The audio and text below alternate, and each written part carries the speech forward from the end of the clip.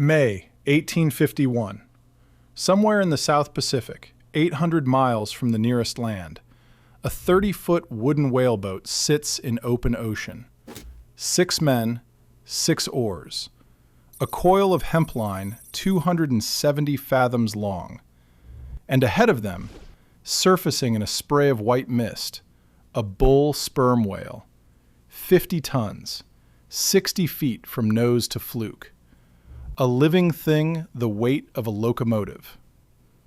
The harpooner is a Wampanoag man named Tashtego. He is standing in the bow, balanced on the balls of his feet, holding a 6-foot iron harpoon with a toggle head, forged by a blacksmith in New Bedford. The whale is 12 feet away. Tashtego throws. The iron buries itself behind the whale's left eye, and then the line goes out. 270 fathoms of hemp, screaming through a groove in the bow so fast the wood smokes. The whale sounds, straight down.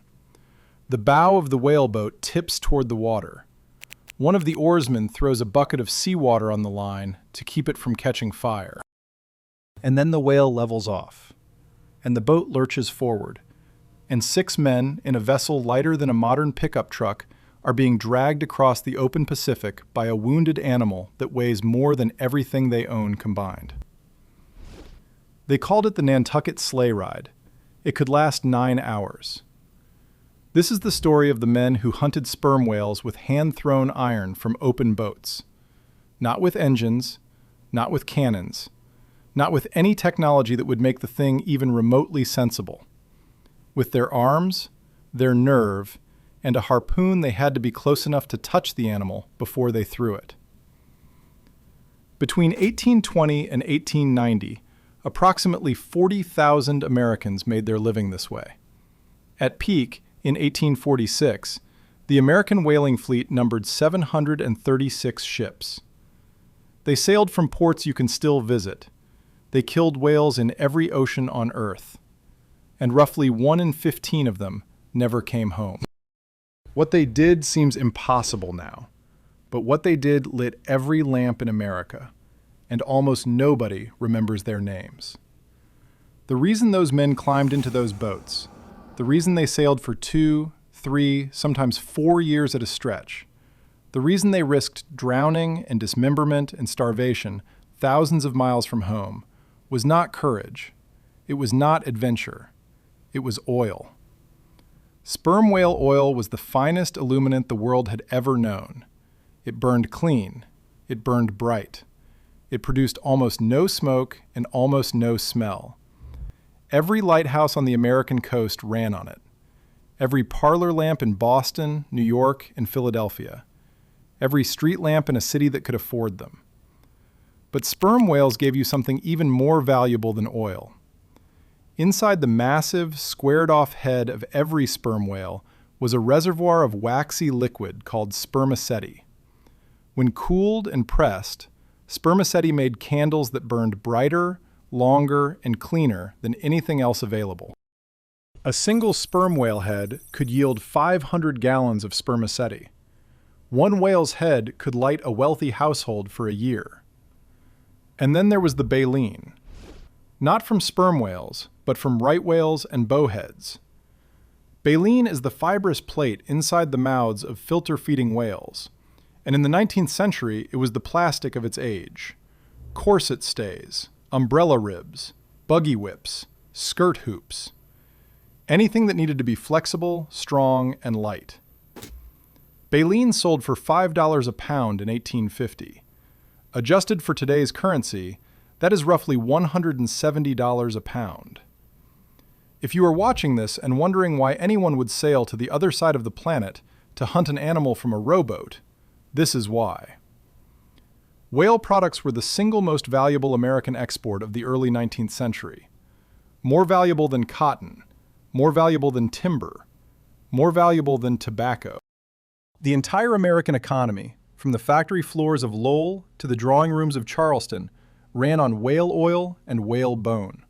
If you have been watching this channel, and this is the kind of history that matters to you, the kind that remembers the workers and not just the owners, consider subscribing. There is more to come. The industry that supplied all of this, the industry that kept America lit and America dressed, and America's machines running, operated out of a handful of ports on the northeastern coast. And every one of those ports was a world unto itself. New Bedford, Massachusetts was the capital. There is no other way to say it. By 1857, New Bedford had 329 whaling ships registered in its harbor, more than any other port on Earth. The city was, per capita, the richest city in America. The mansions on County Street, where the whaling captains and merchants lived, still stand. You can walk past them today. Greek Revival facades. Widows' walks on the rooftops, where wives stood watching the harbor for returning ships. Some of those women stood on those walks for 4 years before they saw their husband's vessel round the point. Some never saw it at all. The money in New Bedford was extraordinary. A single successful voyage could return $60,000 in whale oil and spermaceti, the equivalent of nearly $2 million today. The ship owners took the largest share. The captains took the next. The crew, the men who actually killed the whales, worked on a lay system, which meant they received a fraction of the total take rather than a wage. A common sailor's lay might be 175th, meaning he received $1 for every 175 the voyage earned. After deductions for clothing, tobacco, and gear the ship's outfitters sold them at inflated prices, some men came home from 4 years at sea with almost nothing. But New Bedford was not the only port. Nantucket, the island 30 miles south of Cape Cod, was where American whaling began. The Nantucketers were Quakers, most of them, and they had been hunting right whales from shore since the 1690s. By the 1740s, they were building ships and sailing into deep water. The problem with Nantucket was its harbor.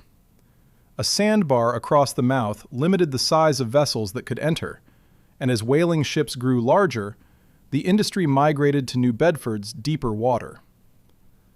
But Nantucket's contribution to the trade was permanent. Every technique, every tradition, every piece of vocabulary that defined American whaling came from that island. Sag Harbor, on the eastern end of Long Island, New York, was the third major port. Sag Harbor peaked earlier than New Bedford, in the 1830s, and declined earlier too. But in its prime, it sent ships around Cape Horn and into the Pacific, and its captains were as skilled and as reckless as any who sailed from Massachusetts. And then there was Mystic, Connecticut. Mystic was not primarily a whaling port, it was a shipbuilding port. The yards at Mystic built some of the finest whaling vessels ever to sail, and the tradition of craftsmanship that defined those yards survives there today, in a form we will return to before this story ends. There were smaller ports too. Provincetown, at the tip of Cape Cod, sent shore whalers after right whales in Cape Cod Bay. Edgartown, on Martha's Vineyard, maintained a small fleet into the 1860s. Fairhaven, directly across the Acushnet River from New Bedford, shared the same harbor and built ships that sailed alongside its larger neighbor's fleet. Warren and Bristol in Rhode Island fitted out whalers in the early decades. The trade was diffuse, scattered along the coast like embers from the same fire, but New Bedford was always the blaze. Each of these ports smelled the same. Whale oil has a smell you do not forget.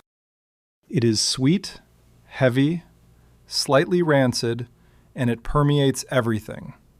The wharves, the warehouses, the clothing of every man and woman who worked near the waterfront.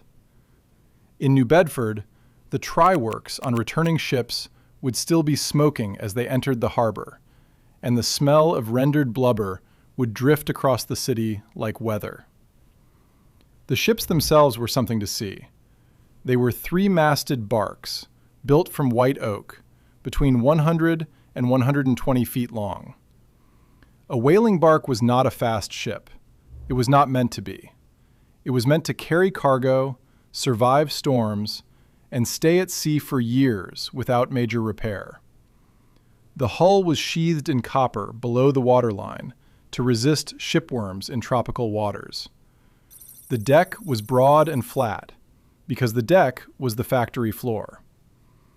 Every whaling ship carried 6 whaleboats, 3 on each side, slung from curved wooden brackets called davits. The boats hung over the water, ready to be lowered at a moment's notice, because when whales were sighted, there was no time to haul boats up from below. A crew of 30 to 35 men lived aboard for the duration of the voyage. The forecastle, where the common sailors slept, was a dark, cramped, stinking space below the bow. Headroom was less than 6 feet. The berths were wooden shelves with straw-stuffed mattresses. Rats were constant. Cockroaches were constant. Fresh water was rationed to 3 pints per man per day. The officers lived aft, in slightly better quarters. The captain had his own cabin. The first, second, and third mates each had small staterooms. But nobody on a whaling ship lived well. The food was salt pork, salt beef, hardtack, and dried peas, supplemented by whatever fish could be caught. After 6 months at sea, the hardtack was infested with weevils. The men ate it anyway. Scurvy was common on longer voyages. The gums bled, the teeth loosened. Old wounds reopened. The only reliable prevention was fresh fruit. And fresh fruit was whatever could be traded for when the ship touched at a Pacific island for water and provisions. The crew was organized by rank and function. The captain was absolute authority. Below him, the 3 mates each commanded a whaleboat.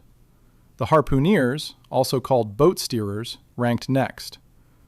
Below them came the common sailors, the coopers who built and maintained the oil barrels, the cook, the steward, and the cabin boy. The youngest crew members were sometimes 14 or 15 years old. Boys from Nantucket and New Bedford, who had grown up watching ships sail out and sail back, grew restless and signed on before they were old enough to shave. Some of them came home men. Some of them did not come home at all. A whaling voyage began with the ship sailing from port, usually in autumn, heading south toward the whaling grounds. The early voyages stayed in the Atlantic.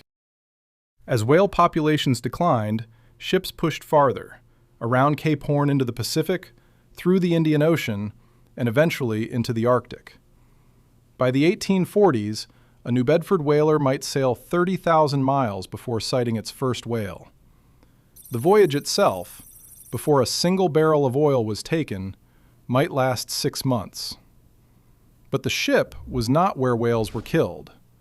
The ship was the base of operations, the floating factory, the warehouse. The killing happened in the whaleboats, and the whaleboat is where this story turns from remarkable to nearly unbelievable.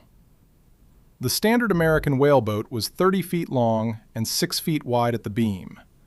It was built from half-inch cedar planking over white oak frames, and it was so light that 2 men could carry it.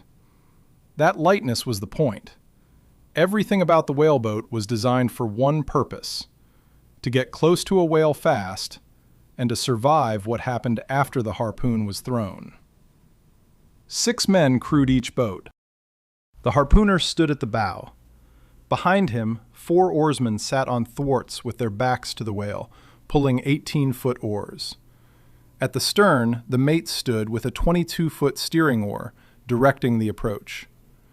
The oarsmen could not see where they were going. They rowed toward a 50-ton animal based entirely on the mate's whispered commands, because the approach had to be silent. Whales could hear a raised voice from a quarter-mile away.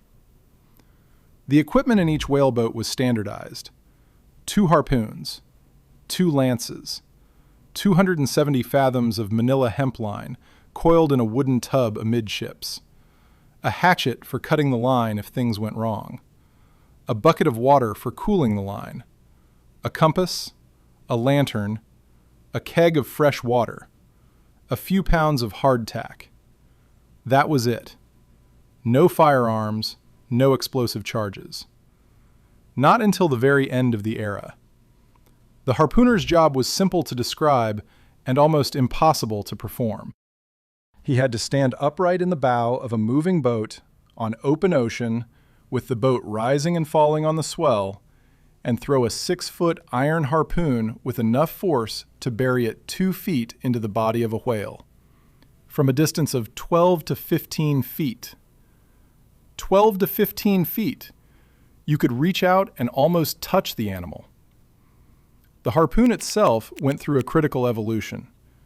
Before 1848, whalers used a fixed-head harpoon, a simple iron barb that could pull free if the whale twisted. Then a man in New Bedford changed everything.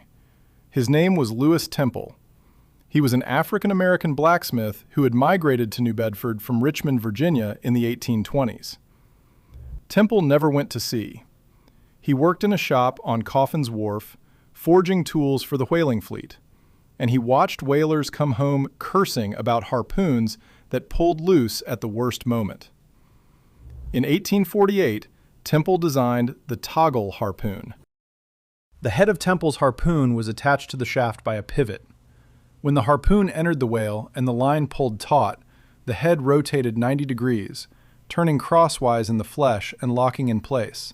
It could not pull free. The toggle harpoon was the most important single invention in the history of American whaling. It doubled the success rate of whale strikes. It saved lives, because a whale that pulled free often turned and attacked the boat. And it made Lewis Temple, for a brief period, one of the most important men in New Bedford. But here is what the city did for Lewis Temple in return. Almost nothing. Temple never patented his invention. Other blacksmiths copied the design freely. Temple fell into debt. In 1854, he tripped over a plank left on a New Bedford street by a construction crew, broke his leg, and the injury never healed properly. He died in the summer of that year. He was buried in an unmarked grave. The man whose invention made the American whaling industry viable for another 40 years died broke, injured, and forgotten. New Bedford eventually put up a statue of him in 1987, 133 years after he died. The crews who used Temple's harpoon were as diverse as any workforce in America. In New Bedford especially, whaling was one of the few industries where a black man could earn the same pay as a white man, because on a whaleboat, nobody cared what you looked like. They cared whether you could throw. African-American harpooners served on New Bedford ships throughout the industry's peak decades. Cape Verdean sailors, recruited from the Portuguese islands off the west coast of Africa, became some of the most skilled boatmen in the fleet. Wampanoag and Mashpee men from the Cape Cod tribes served as harpooners and boat steerers for generations. The names of most of these men are gone. The ship logs recorded them by first name only, or sometimes just by race. But they were the ones in the bow. They were the ones who threw. Now picture the hunt. A whaling ship is sailing in the Pacific, somewhere off the coast of Chile. The sea is moderate, the wind is light. At the top of the mainmast, 100 feet above the deck, a man stands on a small wooden platform called the cross trees, scanning the ocean in every direction. He has been up there for 2 hours. He will stay for 2 more. The lookout rotation runs from dawn to dark, every day, for months. And then he sees it. A puff of white mist, low on the horizon. Then another. Then a third. Sperm whales exhale through a single blowhole on the left side of their head, and the spout angles forward and to the left. A practiced lookout could identify the species from the angle of the blow at 2 miles. The cry goes down. 3 boats are lowered, 18 men, 3 harpooners. The sails on the whaleboats go up if the wind is right. If not, the men row, quietly. The mate in the stern reads the whale's movements. Sperm whales surface to breathe for 8 to 10 minutes, then dive for 45. The approach must be timed to catch the whale on the surface, from astern, where the whale's vision is weakest. If you have stayed with this story this far, if you find yourself leaning in, if these men and their boats and their impossible courage matter to you, then subscribe to this channel because this is what we do here. We remember the people the history books forgot. The boat closes in. The oarsmen are pulling as quietly as they can. The water slides along the cedar hull. The mate whispers commands. Closer. Closer. The harpooner braces his left knee against the clumsy cleat, a wooden brace built into the bow for exactly this moment.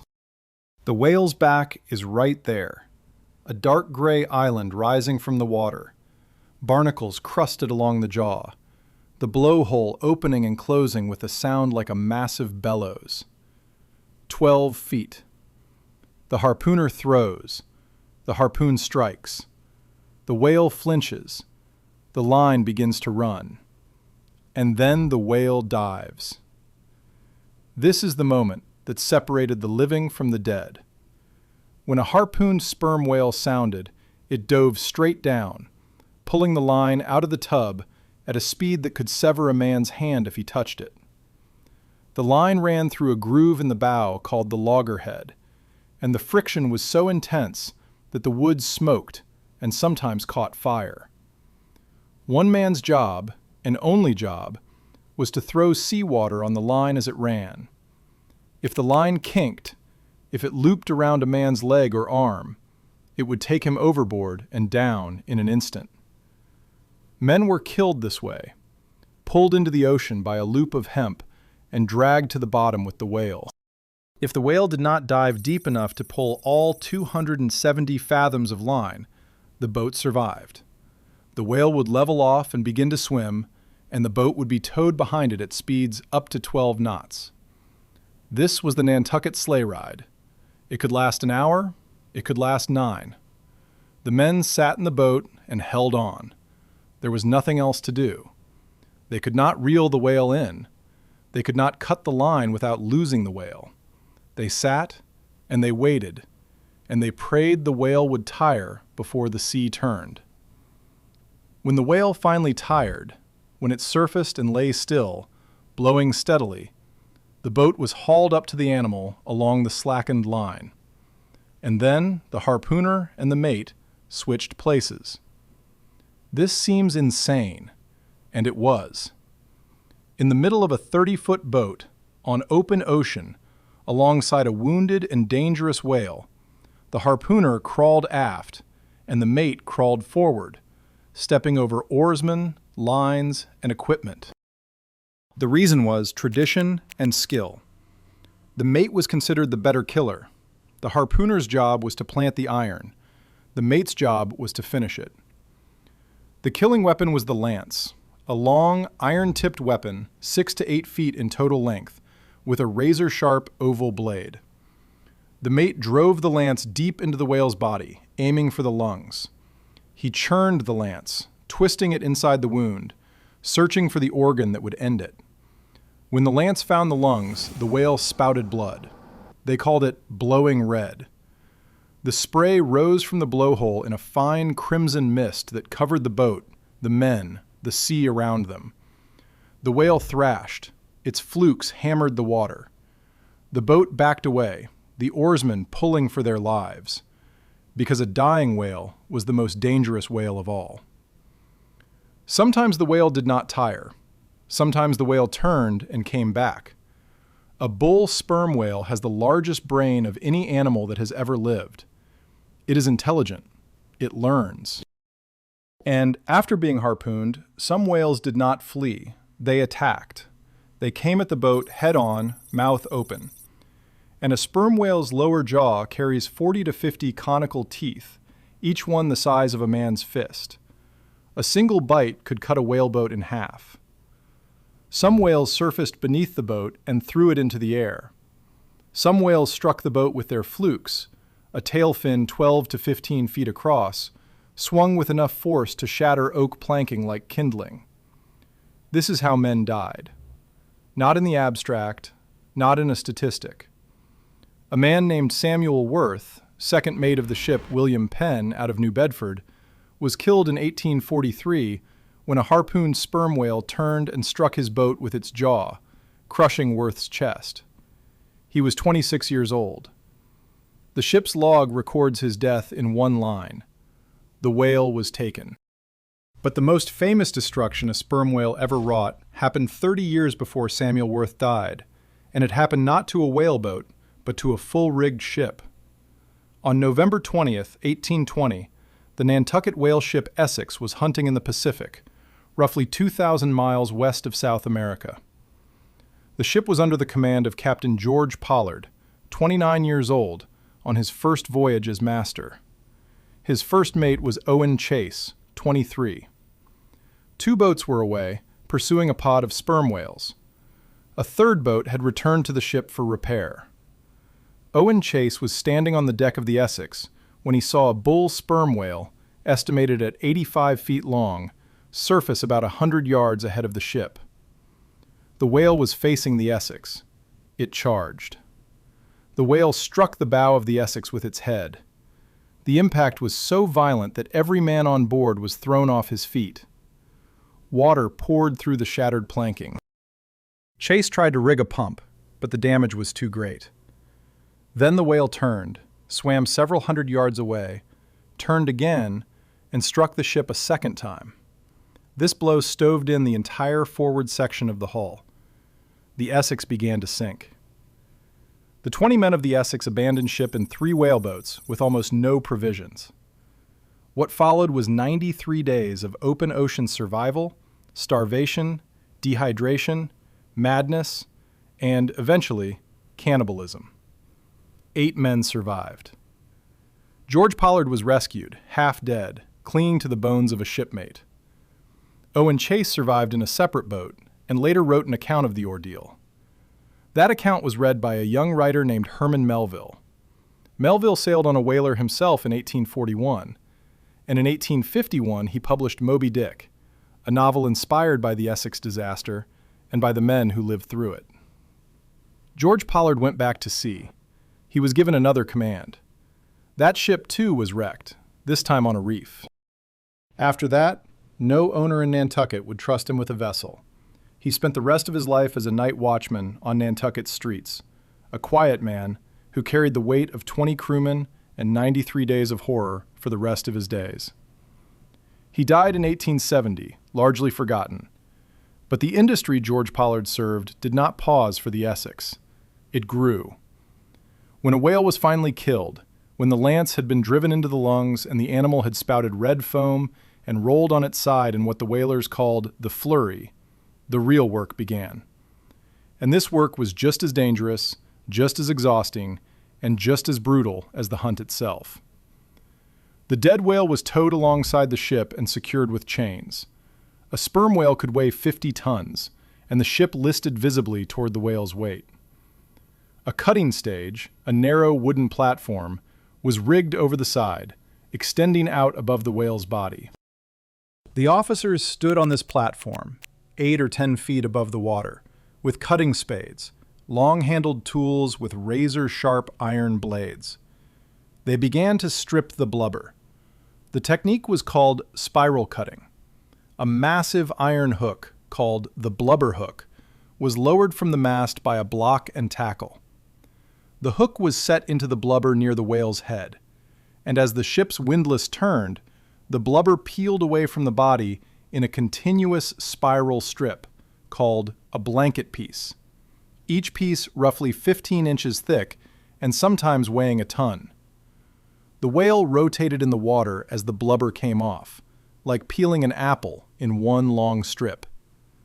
The blanket pieces were lowered through a hatch into the blubber room, where men called mincers sliced them into thin pages, called Bible leaves, because they fanned open like the pages of a book. These Bible leaves were then fed to the tryworks. The tryworks were 2 cast-iron cauldrons, called trypots, set into a brick furnace built directly on the deck of the ship. Yes, an open fire, on a wooden ship, at sea. The bricks were set in mortar on a bed of sand, and beneath the trypots was a shallow trough filled with water to keep the deck from catching fire. The first fuel for the tryworks was wood, but once the blubber began to render, the crew fed the fires with scraps of blubber that had already been boiled. The whale fueled its own destruction. The rendering process took 2 to 3 days for a single whale. The crew worked in shifts, day and night, feeding the trypots, skimming the oil, monitoring the fires. The smoke was thick and greasy and black. It coated everything: the men's skin, their clothing, the rigging, the sails. A whaling ship that was actively trying out was visible for miles, a column of dark smoke rising from the middle of the ocean. The heat from the try-works was immense. On a calm day in the tropics, where most sperm whaling was done, the temperature on deck near the furnace could reach well over 120 degrees. The men who tended the fires worked stripped to the waist, their skins streaked with soot and grease, their hands blistered from the ladles and skimmers. At night, the glow of the trypots turned the ship into a floating furnace, the flames reflecting off the sails and the rigging, the faces of the men lit orange against the black ocean. Herman Melville described the scene in Moby Dick, and he did not exaggerate. He had seen it himself. The rendered oil was cooled and poured into oak barrels that had been assembled by the ship's cooper. A large sperm whale could yield 40 barrels of oil. 40 barrels at roughly 31.5 gallons each. Over 1,200 gallons of oil from a single animal. And the spermaceti from the whale's head was stored separately in its own barrels because it was worth more per gallon than the body oil. The head of a sperm whale was handled with particular care. It could contain 500 gallons of spermaceti, and it accounted for a third of the whale's total length. The head was separated from the body, hoisted partially out of the water by the mast tackle, and a man, sometimes the harpooner, was lowered into the head cavity on a rope to bail out the spermaceti with a bucket. He stood waist deep in warm, oily liquid inside the skull of a dead whale, scooping out the substance that would become the finest candles in America. If that image does not make you pause and consider what men will do for a living, nothing will. After the oil was cased and the head was processed, the stripped carcass was cut free. It floated away. Sharks had already been feeding on it for hours. The deck was scrubbed with lye and sand, the trypots were cleaned, and the ship sailed on, looking for the next whale. This cycle repeated for 2 to 4 years. A successful voyage might take 40 to 50 whales. The hold would fill slowly. When it was full, or when the captain judged the voyage had lasted long enough, the ship turned for home. The world these men built, the economy they sustained, the light they brought to American homes and American factories, lasted exactly as long as it took for someone to find a cheaper alternative. That alternative was petroleum. On August 27, 1859, a former railroad conductor named Edwin Drake struck oil at a depth of 69 feet near Titusville, Pennsylvania. The well produced 25 barrels a day. Within a year, kerosene refined from petroleum was being sold as lamp fuel across the northeastern United States. Within 5 years, kerosene was cheaper than whale oil by a factor of 10. The whaling industry did not die overnight. It died over 30 years, which in some ways is worse. The captains and ship owners who had built fortunes on whale oil watched those fortunes evaporate, one voyage at a time. The price of whale oil dropped. Ships that had earned $60,000 on a single voyage began coming home with cargoes worth a fraction of that. Owners stopped fitting out ships. The wharves in New Bedford, which had groaned under the weight of oil barrels and the feet of thousands of sailors, grew quiet. There were other blows. The Arctic whaling grounds, where bowhead whales had been hunted since the 1840s, proved treacherous. In 1871, 33 whaling ships were trapped in pack ice off Point Barrow, Alaska. The crews abandoned the vessels and walked across the ice to rescue ships waiting in open water. All 33 ships were crushed by the ice and lost. No one died, but the financial loss was catastrophic. 1,200 men lost their employment in a single season. Insurance rates for Arctic voyages soared, and many owners refused to send ships north again. The Civil War accelerated the decline further. In 1861, the Union Navy purchased 40 obsolete whaling ships from New Bedford and sank them across the mouth of Charleston Harbor and Savannah Harbor to block Confederate shipping. They were called the Stone Fleet because they were loaded with granite before they were scuttled. 40 ships that had sailed the world, killed whales in every ocean, survived Cape Horn and Arctic ice, and typhoons in the Pacific, sunk deliberately in shallow water as a military obstruction. Some of them still lie there, under the mud. And in 1865, the Confederate raider Shenandoah burned 24 Union whaling ships in the Bering Sea, most of them from New Bedford. The captains did not know the war was already over. Word had not reached that far north. By 1876, the American whaling fleet had shrunk to 39 ships. By 1890, the industry was functionally dead. The trypots were cold. The whaleboats were rotting on their davits. The harpooners were old men, or dead men, and no one was training replacements. New Bedford reinvented itself. The whaling fortunes were redirected into textile mills, and for a time, the city was a major producer of cotton cloth. The mills are mostly gone now, too. The grand houses on County Street remain. So does the Seaman's Bethel, the Whalers' Chapel on Johnny Cake Hill, where a pulpit shaped like a ship's prow stands at the front of the sanctuary. I have stood in that chapel. I have read the marble cenotaphs on the walls, each one memorializing a man lost at sea. The names run out of wall space. There are that many. Captain Isaiah Eldridge, lost with all hands off the coast of Brazil, 1844. Harpooner William Flanders, killed by a whale in the Pacific, 1852. The entries are brief, carved in stone, and they say almost nothing about the men they name. A birth date sometimes, a death date, the name of the ship, the ocean where they were lost. That is all that remains of a human life. The New Bedford Whaling Museum still holds the original whaleboats. You can stand beside one and understand, immediately, how small they were. 30 feet long, 6 feet wide. The cedar planking is paper thin. You can see daylight through the seams. And you know that 6 men climbed into this, voluntarily, and rowed toward the largest predator in the ocean, and threw a pointed iron at it from 12 feet away. The distance from you to the nearest wall, roughly. That close. And in Mystic, Connecticut, at the Mystic Seaport Museum, the Charles W. Morgan sits in the water. She was built in 1841 for a New Bedford merchant named Charles Waln Morgan. 106 feet long.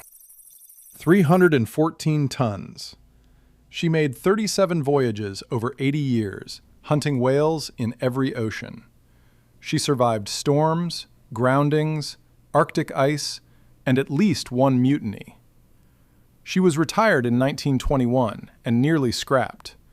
But Mystic Seaport saved her, restored her, and today she is the last surviving wooden whale ship in the world.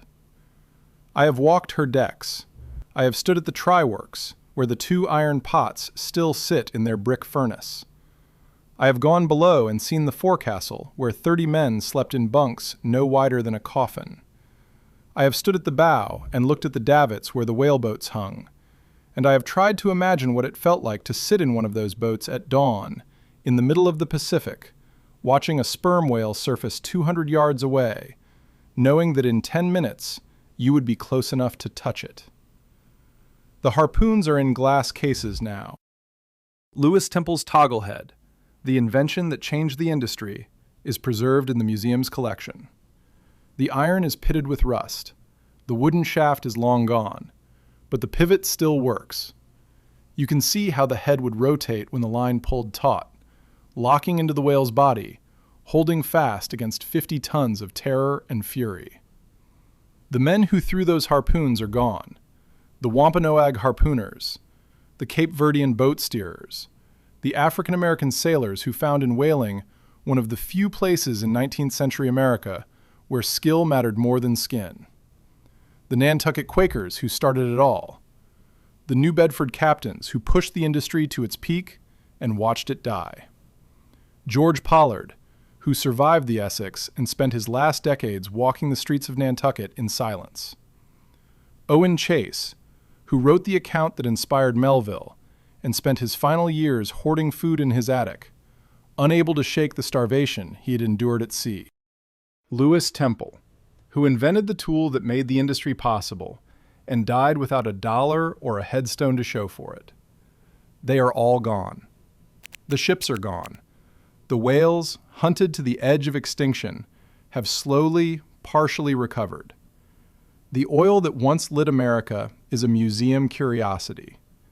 The industry that was the foundation of American wealth for half a century is a paragraph in most history books, if that.